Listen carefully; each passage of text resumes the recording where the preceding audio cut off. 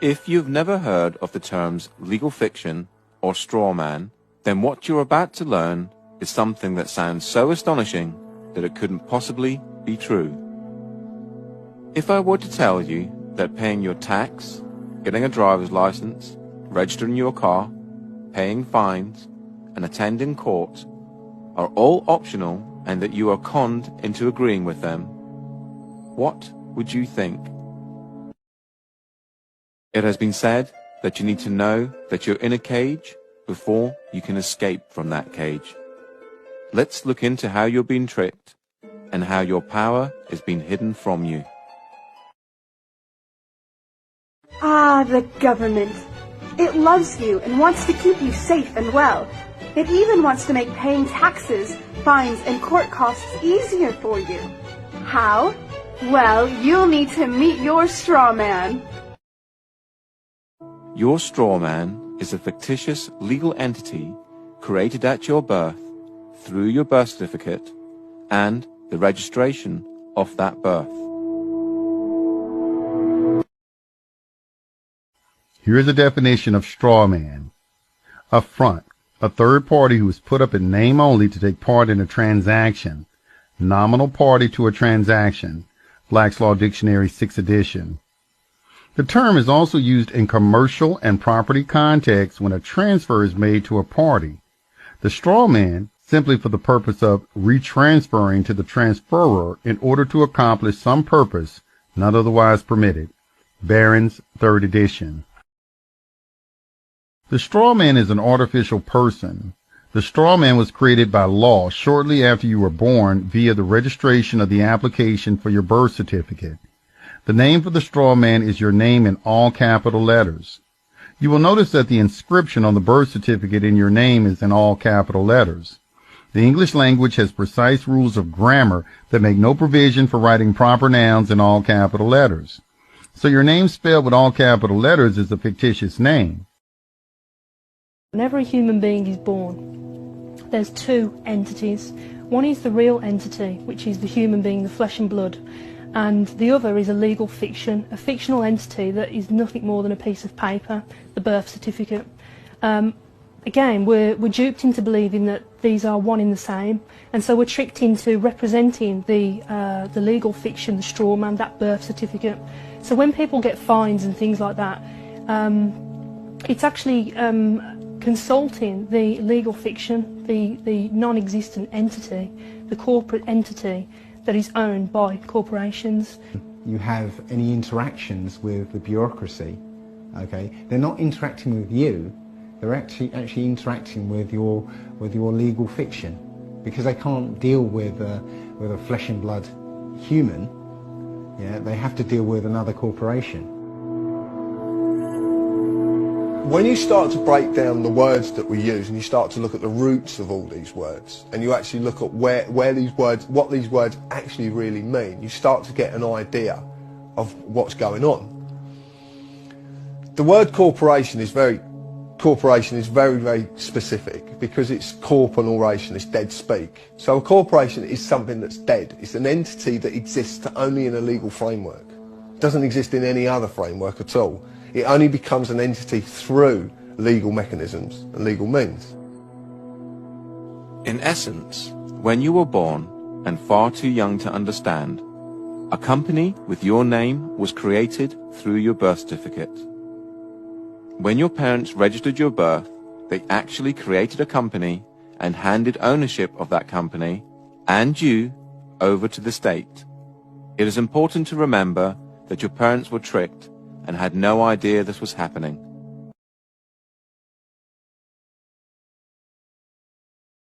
This is why the state can take children from their families and it not be classed as kidnapping. This is where it all began. This is the foundation document. All identification is generated from this document. And these didn't exist before 1933. These only came into being in 1933 when they hatched this plan. They created a corporate fiction with a name just like yours. In doing this, they registered and monetized the spirit and soul of a living being. My name is spelt in all capitals here. So's yours, so's your driver's license, your health card, anything you get from the government, your name is spelt in all capital letters.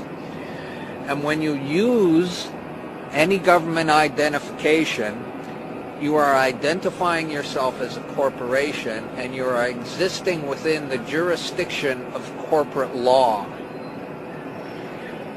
And just because you didn't know what you're doing, that's no excuse. It doesn't exonerate you from liability.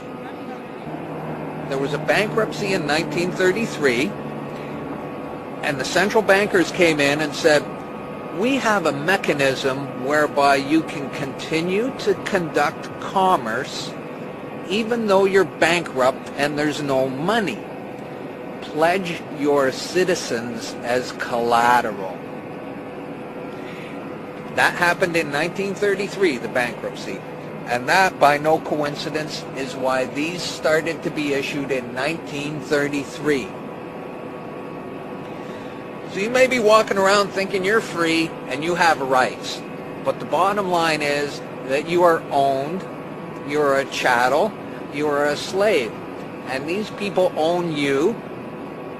And that's why they can do things to you against your will. Because you comply. Right now I'm going to just read a quote from Edward Mendell House and what he had to say in a private meeting with Woodrow Wilson, president between 1913 and 1921, from the private papers of Woodrow Wilson. Quote, very soon, every American will be required to register their biological property in a national system designed to keep track of the people, and that will operate under the ancient system of pledging. By such methodology, we can compel people to submit to our agenda, which will affect our security as chargeback for our fiat paper currency. Every American will be forced to register or suffer not being able to work and earn a living. They will be our chattel, and we will hold the security interest over them forever by operation of law merchant under the scheme of secured transactions. Americans, by unknowingly or unwittingly delivered the bills of lading to us, will be rendered bankrupt and insolvent, forever to remain economic slaves through taxation secured by their pledges. They will be stripped of their rights and given commercial value designated to keep us a profit that will be none the wiser. For not one man in a million could ever figure out our plans, and if by accident one or two would figure it out, we have in our arsenal plausible deniability. After all, this is the only logical way to fund government, by floating liens and debt to the registrants in the form of benefits and pledges. This will inevitably reap us huge profits beyond our wildest of expectations and leave every American a contributor to this fraud, which we will call social insurance. Without realizing it, every American will insure us for any loss we may incur, and in this manner, every American will unknowingly be our servant, however begrudgingly. The people will become helpless without any hope for their redemption, and we will employ the high office of the President as our dummy corporation to foment this plot against America. Having established plausible deniability, even if people become enlightened that they had a remedy and pursued it, the attorneys, judges, and legislators could claim that they did not understand the people's claims, especially if the technical requirements for achieving it were not followed pursuant to statutory requirements. Requiring the public schools to teach civics, government, and history classes out of federally approved, politically correct textbooks written by the publishing houses, owned by the owners of the Federal Reserve, would assure that the people would not discover the remedy for a long time, if ever. Hello, everyone. I thought this could be useful given the times we are living in. So you must understand most courts now are councils of witchcraft. There are 3 important things witches use: fair, names, and identity. If you've ever been in a courtroom, you'll find that the judge always needs a name to proceed. The court uses a lot of Latin language, just like the Roman Catholic Church. Did you ever notice that in the movie Harry Potter, they use Latin for their spells? Latin is a very important language for witchcraft. A warlock priest for Saturn must have your name to summon you in order to steal your identity and get you to incriminate yourself, etc. If you comply regarding your name, you've already lost and you certainly won't win. So here the choice you'll be faced with is if you don't give your name, you'll go to jail. So how do you comply with this agenda and avoid jail? If you represent yourself and speak about yourself in the third person. For example, when the judge asks you for your name, you ask, are you referring to the trust, Cestui que vie, of your name? Often you should answer a question with another question. You must understand that your name is a trust, and it has money attached to it, which you have little access to. A trust has 3 persons: beneficiary, trustee, and executor. Legally, one person can't act as all 3 in a trust. The judge is supposed to be a public trustee, acting for the state, defendant, plaintiff, etc. But the judge, rather false judge, wants to trick you into switching to your said rightful role. Take note, a trustee can only take orders. The judge and or prosecutor wants to fool you into being the trustee of your own trust, Cestui que vie, account. You then must declare your name is indeed in the courtroom. When your name is called, never answer here or present, that's me or raise your hand, etc. You must not or cannot be the trustee. You must assert your position as a beneficiary. You must say to the judge, you or the clerk are appointed the trustee of this account, are you not? You then have to say, I am beneficiary and executor in this case, Cestui que vie trust account, am I not? This, in fact, lets the judge know you know your true status. If you don't do this, you're actually giving silent permission for the judge or prosecutor to take the role of beneficiary or executor. And then you're putting yourself in the position of trustee. The trustee can be ordered to do anything, even go to jail. The Cestui que vie trust is established by birth certificate. And many know that the birth certificate is actually a monetized document that has trade value.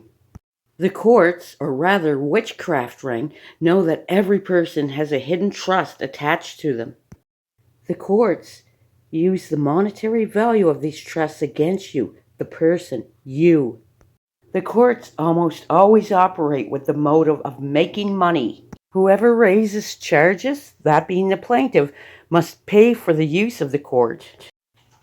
So then, lawyers and judges trick defendants into giving tact approval to use money of their own legal trusts, Cestui que vie, to cover court costs and then even jail costs.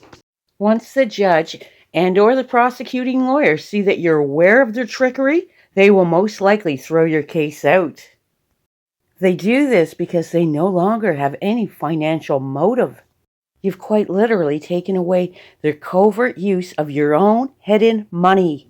Remember this, all hinges on how you handle your own name. By doing this, what you're actually doing is keeping yourself shielded from most criminal charges. For anything short of murder or serious theft, the worst that can happen is that your case will be moved from criminal to civil or common law court. If the charges are serious enough, judges and lawyers have political career motives to try you in common law court. Remember, the courts almost always practice ancient witchcraft, which goes back to Babylon. So there are some variations on the roles the courts will take. Remember, witches act like demons, possessing bodies and taking false identities. Sometimes the clerks act as the trustee, and the prosecutor acts as the executor. The judge may act as the administrator, but then the prosecuting lawyer steals the role of beneficiary from the defendant. The important thing to remember here is you never act as the trustee. The trustee has no control. Many don't realize that the courts are based on Masonic, Roman Catholic, Kabbalistic, or Babylonian witchcraft. It is clerks, clerics, and priests of Saturn in black, judges. The word prosecutor rarely refers to identity theft. Did you know that prosecutor really means to stand in place of another's skin? Pro, see, is place of, and curator is skin. Now, this is not what your dictionary will say. It's controlled also by the witchcraft gatekeepers. The summons really refers to demons. Summoning. A court rite is like a church rite or bull. Cestui means proof of life. This goes back to the Cestui Trust Act of 1666. Yes, you heard it right. 666 in Britain.